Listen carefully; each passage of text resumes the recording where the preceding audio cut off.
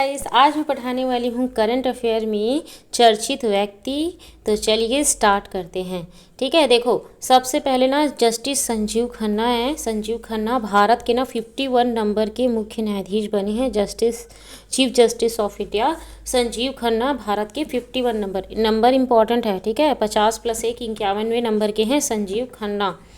राष्ट्रपति द्वारा संजीव खन्ना को सर्वोच्च न्यायालय का नवीनतम मुख्य न्यायाधीश सीजीआई नियुक्त किया गया है। जस्टिस संजीव खन्ना का कार्यकाल 11 नवंबर 2024 से 13 मई 2025 तक नियमित रहेगा। 10 नवंबर 2024 में पूर्व मुख्य न्यायाधीश DY चंद्रचूड़ का कार्यकाल 65 वर्ष आयु तक पूर्ण होने पर यह नई नियुक्ति की गई है। DY चंद्रचूड़ इससे पहले थे, है ना, तो उनका कार्यकाल पूर्ण हो गया, 65 वर्ष की आयु उनकी कंप्लीट हो गई। तो अब संजीव खन्ना को 51 नंबर के मुख्य न्यायाधीश नियुक्त कर दिए गए हैं। CJI चंद्रचूड़ के कार्यकाल में राम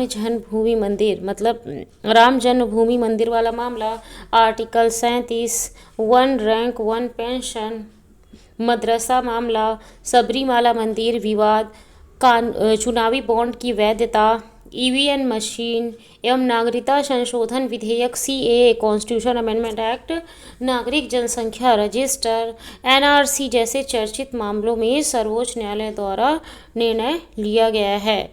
ठीक है, तो संजीव खन्ना होंगे हमारे 51वें मुख्य न्यायाधीश, है ना। अब देखो यहाँ पे है संजय मल्होत्रा। हाँ, ये RBI के 26वें नंबर के गवर्नर हैं। तो आपको याद रखना है, यहाँ पे सा से स्टार्ट होने वाले बहुत सारे नाम हैं, तो हमको याद रखना है कि संजीव खन्ना है यहाँ पे चीफ जस्टिस ऑफ इंडिया में, और मल्होत्रा जो है ना वो RBI के गवर्नर है। ठीक है, मल्होत्रा RBI के गवर्नर हैं। तो देखिए 11 दिसंबर 2024 में संजय मल्होत्रा को भारतीय रिजर्व बैंक के गवर्नर का पदभार ग्रहण किया है। भारतीय रिजर्व बैंक के गवर्नर बनने से पूर्व यह वित्त मंत्रालय में राजस्व सचिव के रूप में कार्यरत थे। RBI के पूर्व गवर्नर शक्तिकांत दास इससे पहले थे। उनका 6 वर्ष का कार्यकाल 10 दिसंबर 2024 को समाप्त हो गया शक्तिकांत दास का। तो अब संजय मल्होत्रा RBI के गवर्नर बन गए हैं। ठीक है, उसके बाद में आगे बढ़ते हैं। KC वेणुगोपाल ये लोक लेखा समिति के अध्यक्ष बने हैं। KC वेणुगोपाल वरिष्ठ कांग्रेसी नेता KC वेणुगोपाल को लोकसभा अध्यक्ष ओम बिरला ने नए सत्र के लोक लेखा समिति का ना अध्यक्ष नियुक्त किया है। ठीक है, KC वेणुगोपाल लोक लेखा समिति के अध्यक्ष। लोक लेखा समिति पब्लिक अकाउंट कमेटी यह एक संसदीय समिति है जिसमें अध्यक्ष सदैव विपक्ष से नियुक्त होते हैं। ठीक है, जो अध्यक्ष है ना वो हमेशा ना विपक्ष से नियुक्त होते हैं लोक लेखा समिति में। और इस समिति में ना लोकसभा से 15 सदस्य व राज्यसभा से ना 7 सदस्य शामिल होंगे। ठीक है, 15+7 तो 22 सदस्य होते हैं टोटल। लोकसभा के लोक लेखा नाम है, तो लोकसभा के ज़्यादा होंगे 15 और राज्यसभा के ना 7 सदस्य होंगे। और जो अपोजिशन का जो लीडर होता है ना वही इनके मेन अध्यक्ष होते हैं। ठीक है, लोकसभा अध्यक्ष ओम बिरला ने नए सत्र के लोक लेखा समिति का अध्यक्ष घोषित किया। इसमें सदैव विपक्ष से नियुक्त होते हैं। ठीक है, विपक्ष से नियुक्त होते हैं लोक लेखा समिति पब्लिक अकाउंट कमेटी में जो अध्यक्ष। अब देखते हैं हम यहाँ पे इंडियन आर्मी, ठीक है, नौसेना प्रमुख, वायुसेना प्रमुख और थल सेना प्रमुख की।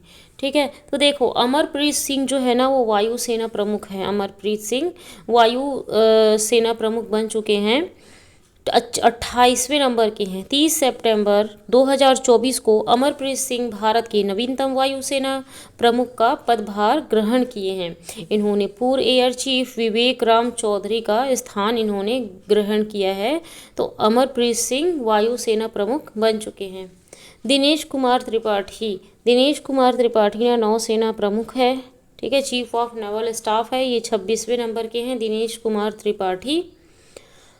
यह 30 अप्रैल 2024 से पूर्व नौसेना प्रमुख R हरि कुमार की सेवानिवृत्ति पश्चात नवीन पदभार इन्होंने ग्रहण किया है।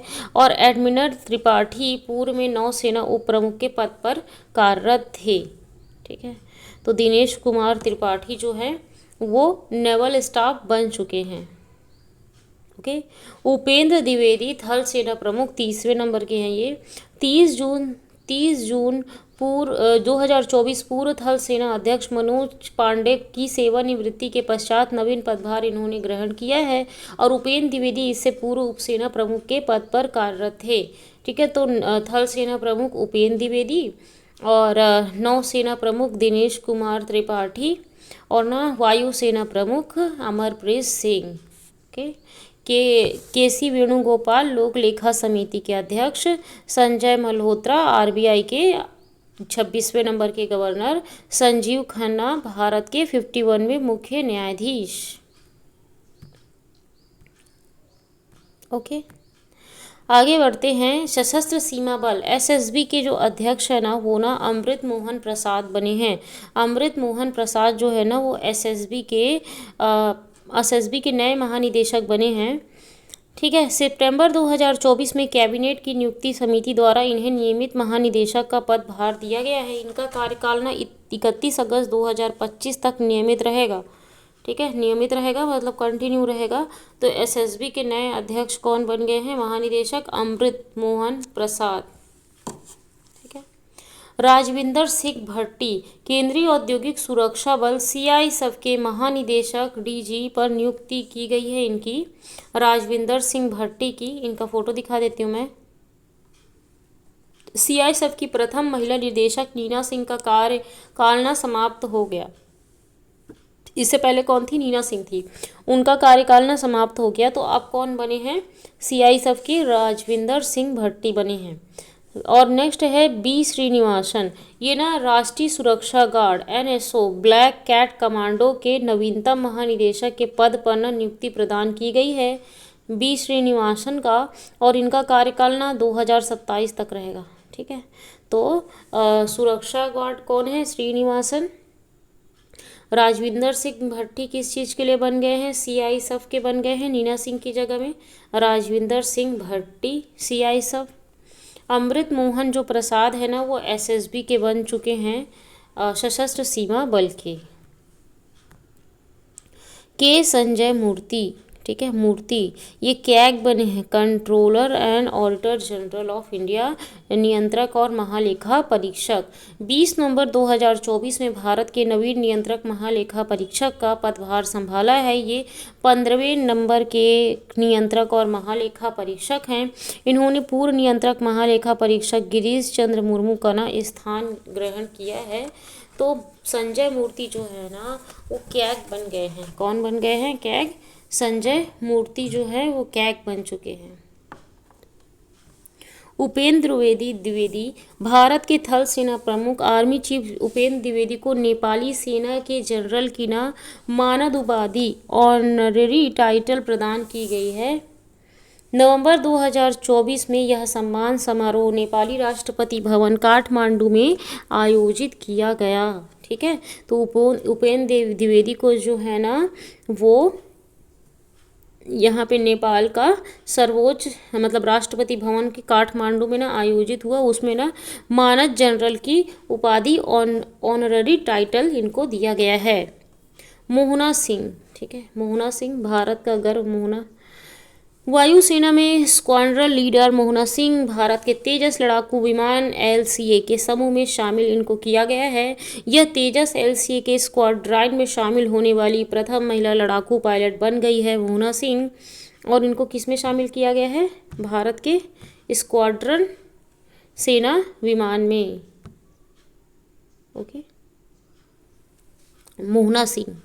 आतिशी दिल्ली की ना महिला मुख्यमंत्री बन चुकी है। आतिशी सितंबर 2024 में तत्कालीन मुख्यमंत्री अरविंद केजरीवाल के इस्तीफे के पश्चात उपराज्यपाल विनय कुमार सक्सेना द्वारा जो है ना आम आदमी पार्टी से आतिशी को मुख्यमंत्री नियुक्त किया गया है। दिल्ली में शीला दीक्षित व सुषमा स्वराज के पश्चात यह तीसरे क्रम की महिला मुख्यमंत्री है। आतिशी मरलेना ब्रह्म प्रकाश यादव के पश्चात दिल्ली की दूसरी सबसे युवा मुख्यमंत्री है। ठीक है, ब्रह्म प्रकाश यादव के पश्चात ना दिल्ली की दूसरी सबसे युवा मुख्यमंत्री है। नेक्स्ट है नोएल टाटा। नोएल टाटा जो है ना भारत के प्रसिद्ध उद्योगपति श्री रतन टाटा के निधन पश्चात नोएल नोएल नवल टाटा को टाटा ट्रस्ट का चेयरमैन नियुक्त किया गया है। अब आगे बढ़ते हैं हम लोग Forbes world most powerful women की लिस्ट 2024 देखते हैं। बिजनेस मैगजीन फोर्ब्स के द्वारा विश्व के 100 सबसे शक्तिशाली महिलाओं की सूची में इस वर्ष भारत की 3 महिलाओं को शामिल किया गया है। इस सूची में विश्व की सबसे शक्तिशाली महिला में यूरोपीय आयोग की अध्यक्ष उर्सुला वॉन डेर को पहला स्थान मिला है। ठीक है, तो कहाँ की हैं उर्सुला वॉन डेर?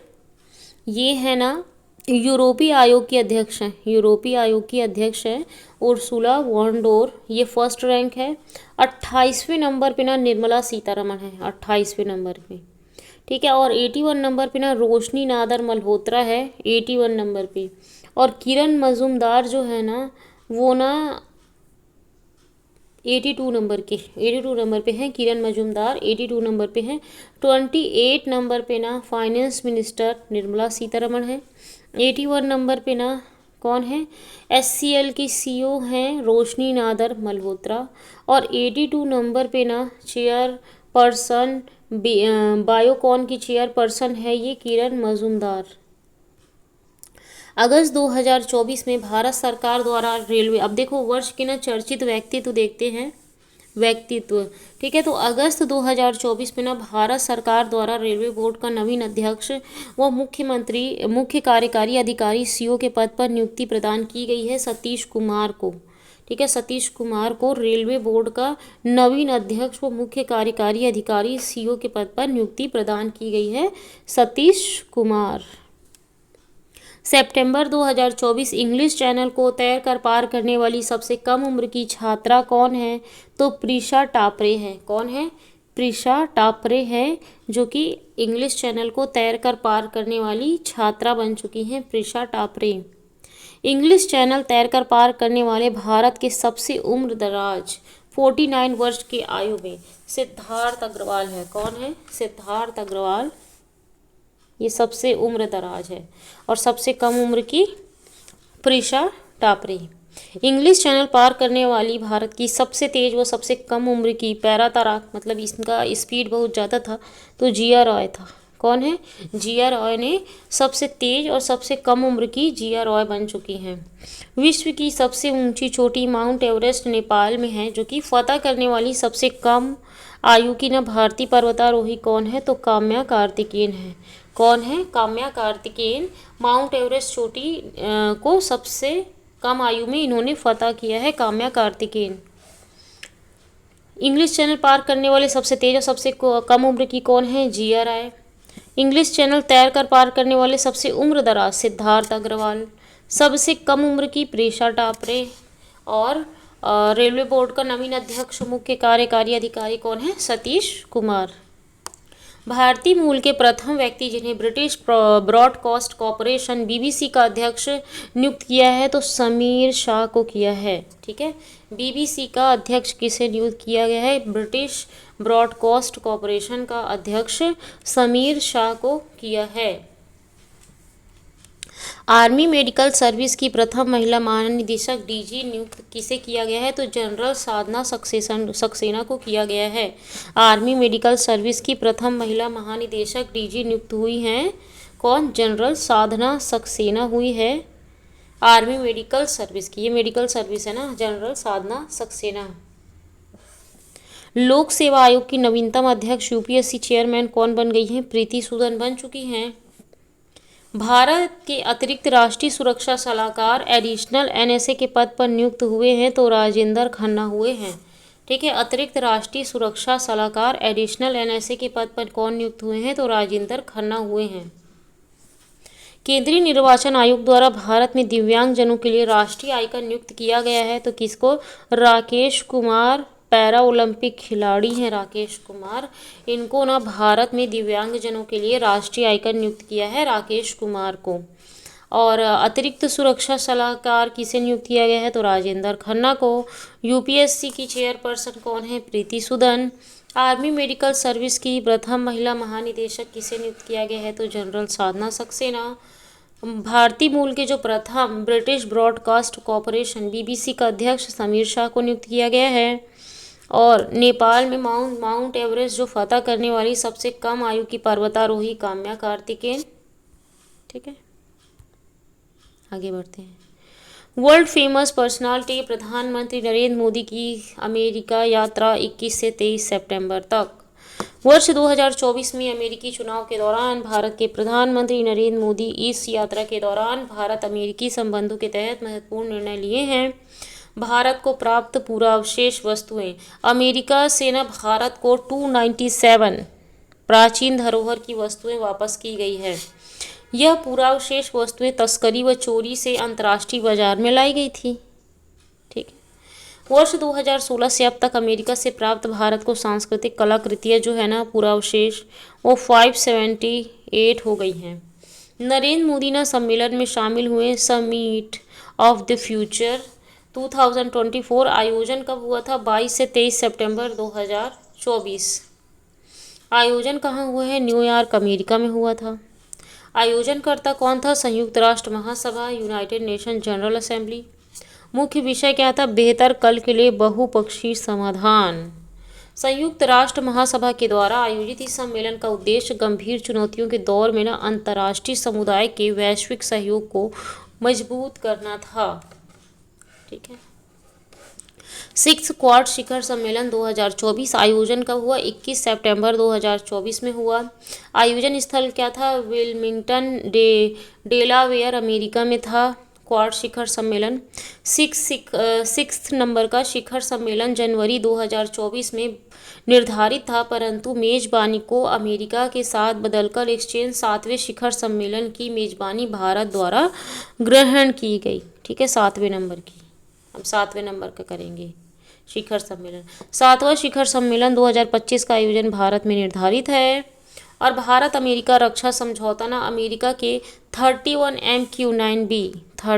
MQ-9B सशस्त्र ड्रोन सौदे को ना अंतिम रूप दिया गया। सशस्त्र ड्रोन सौदे को ना अंतिम रूप दिया गया। ओके, डोनाल्ड ट्रंप जो है ना वो रिपब्लिकन पार्टी के हैं, जो कि 312 सीट उनको मिला है ना। और कमला हैरिस को ना 226 सीट मिला है। टोटल सीट कितने हैं? 538 सीट है। कुल 50 राज्य हैं और 538 सीट है। ओके, डोनाल्ड ट्रंप ना यूएसए के सबसे बुजुर्ग और सबसे उम्रदराज राष्ट्रपति बने हैं। अमेरिका के 47वें राष्ट्रपति चुने गए हैं। रिपब्लिकन उम्मीदवार डोनाल्ड ट्रंप ने अपनी प्रतिद्वंदी डेमोक्रेटिक उम्मीदवार कैमला हैरिस को बहुमत से हराया है। डोनाल्ड ट्रंप का अमेरिकी राष्ट्रपति के रूप में यह दूसरा कार्यकाल है। इससे पूर्व 2017-21 में ट्रंप अमेरिका के 45वें राष्ट्रपति पद का निर्वहन कर चुके हैं। यह नवीन कार्यकाल 20 जनवरी 2025 में शपथ ये ग्रहण करेंगे। अमेरिका में 131 वर्ष बाद कोई राष्ट्रपति एक चुनाव हारने के बाद दूसरे क्रम के चुनाव में जीत दर्ज किया है। अमेरिकी इतिहास में डोनाल्ड ट्रंप ने 14 वर्ष बाद ऐसे पहले राष्ट्रपति बनने का गौरव हासिल किया है जिन्हें 270 निर्वाचन मंडल वोट बहुमत प्राप्त हुआ है। ठीक है, तो व्हाइट हाउस का सफ़र, प्राइमरी और कॉकस। पहला स्टेप क्या था? दोनों पार्टियां डेमोक्रेटिक और रिपब्लिकन प्राइमरी और कॉकस के जरिए ना अपना उम्मीदवार चुनती हैं और प्राइमरी और कॉकस में दोनों पार्टियों के सदस्य अपने उम्मीदवार के लिए वोट करते हैं। दूसरा स्टेप क्या होता है? National convention. दोनों पार्टियों का नेशनल कन्वेंशन होता है। इस कन्वेंशन में दोनों पार्टियां अपने उम्मीदवार पर आखिरी मुहर लगाते हैं और राष्ट्रपति उम्मीदवार राष्ट्रपति के उम्मीदवार का नाम लेकर ऐलान करते हैं। तीसरा स्टेप क्या होता है? वोटिंग होता है। नवंबर में वोटिंग होती है। राष्ट्रपति और उपराष्ट्रपति के लिए हर राज्य के वोटर्स वोट करते हैं। ये वोटर्स असल में इलेक्टर्स चुनते हैं, वहीं इलेक्टर्स बाद में राष्ट्रपति और उपराष्ट्रपति को चुनते हैं। चौथा स्टेप है इलेक्टोरल कॉलेज। 50 राज्यों में 538 इलेक्टर्स चुने जाते हैं। इनमें इलेक्टोरल कॉलेज बनता है। जिस उम्मीदवार को 270 या उससे ज़्यादा इलेक्टोरल कॉलेज वोट मिलते हैं वो राष्ट्रपति बन जाता है। तो जेंडी वेंस जो है ना अमेरिका के उपराष्ट्रपति बने हैं, vice president JD Vance. Donald Trump ने घोषणा की है कि उनके उपराष्ट्रपति पद के उम्मीदवार जेंडी वेंस होंगे। जेंडी वेंस, जेंडी। अमेरिका के उपराष्ट्रपति को सीनेट अमेरिका संसद की अध्यक्षता का दायित्व सौंपा जाता है। अमेरिका के उपराष्ट्रपति जेडी वेंस भारत में आंध्र प्रदेश के दामाद हैं। ठीक है। उनकी पत्नी उषा चिल्लीकुरी मूलतः आंध्र प्रदेश कृष्णा जिला मयूर की रहने वाली है। ठीक है। तो जेडी वेंस क्या है, वाइस प्रेसिडेंट है। तो चलिए आज के लिए इतना ही, बाय बाय।